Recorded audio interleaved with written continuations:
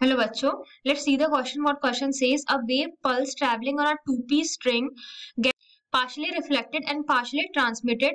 At the junction, the reflected wave is inverted in shape as compared to the incident one. If the incident wave has wavelength lambda and transmitted wave lambda dash, then यानी question में हमसे बोला है एक wave pulse है जो travel कर रहा है हमारा टू पीस स्ट्रिंग में, वो पार्शली रिफ्लेक्ट कर रहा है और पार्शली ट्रांसमिट हो रहा है।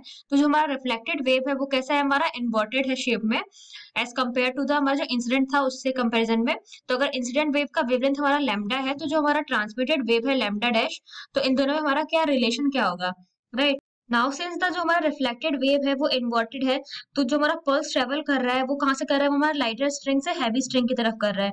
तो स्पीड ऑफ इंसिडेंट पल्स जो हमारा ज्यादा हुआ as compared to transmitted pulse, right. तो हमें वेलोसिटी ऑफ इंसिडेंट पल्स को हम v मान लेते हैं, वेलोसिटी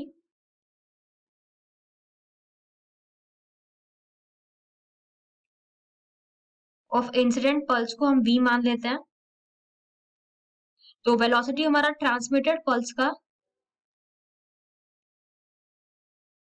इसको हम v डैश मान लेते हैं। और फ्रीक्वेंसी ऑफ द पल्स क्या होगा, दोनों का हमारा सेम होगा, राइट।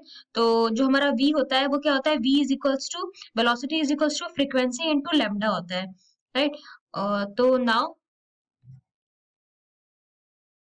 जो हमारा वेलोसिटी है वो ग्रेटर है as compared to v dash से, ट्रांसमिटेड पल्स से। इंसिडेंट जो पल्स का है उसकी वेलोसिटी ज्यादा है as compared to transmitted pulse से।